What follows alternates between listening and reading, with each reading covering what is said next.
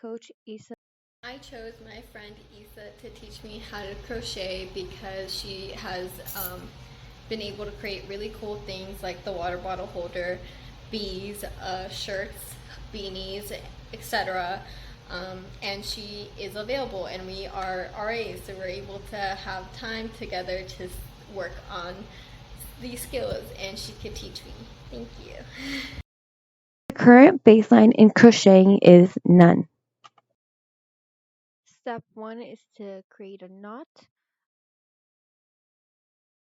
As you clearly see, I struggled to make the simplest knot because I've never done this before, so I got a little stuck with the first step, had to switch hands and do the knot with my left hand instead of my right hand, which is my dominant hand. Quantitative question we will be answering is what percentage of chains are consistent? Quantitative question we will be discussing while learning how to crochet is how many chains is Jeanette able to crochet in 60 seconds? I then attached the knot to the hook as step 2 of the process. My learning objectives for learning how to crochet are be able to knot and stitch, be able to create at least 2 rows, work in the round, and be able to change colors.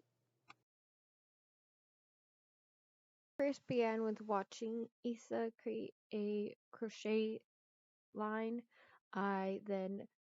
She then passed it over to me and I was supposed to add to it, so I was just trying to do what she was doing. She then showed me again just because hand motions are a little tricky, and it is a lot of moving with your hands.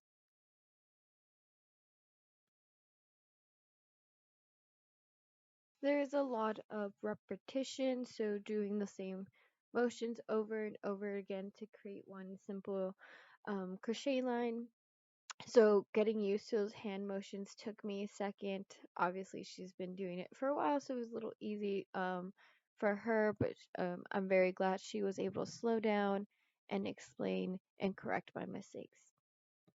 I made many mistakes in this moment or learning how to create a simple line.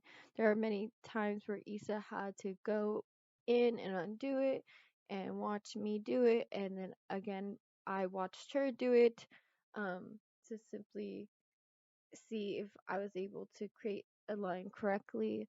Um, Isa then tried to move on when she thought I got a little bit of the hang of the first line. She tried to teach me how to do like the two lines, so like stacking them on top of each other or like creating another row on top of it.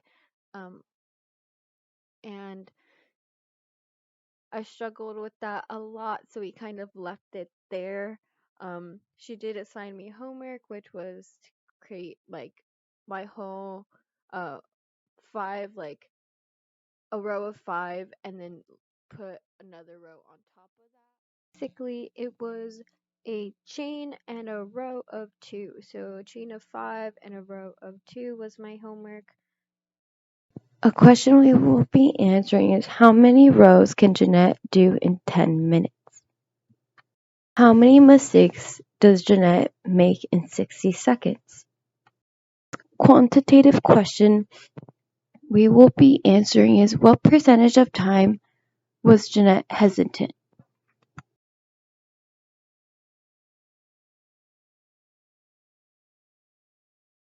I chose my coach by asking them and seeing that they were available. We're both RAs, so we have similar schedules, and we're able to work within those schedules. At our next practice session or teaching session, she noticed that my chains were getting tighter, so I was getting my hand motions were improving. So she actually had me do a chain of 5 and 3 rows. So I was able to create a rectangle. This is a picture of the rectangle that I crocheted that practice session. So she did notice that I was improving and was able to slowly start creating small pieces or small crocheted items. Discussing motivation with my coach, she stated that she stays motivated because crocheting connects her to her family and friends. I will stay motivated by taking 5 to 10 minute breaks after an hour or two of crocheting.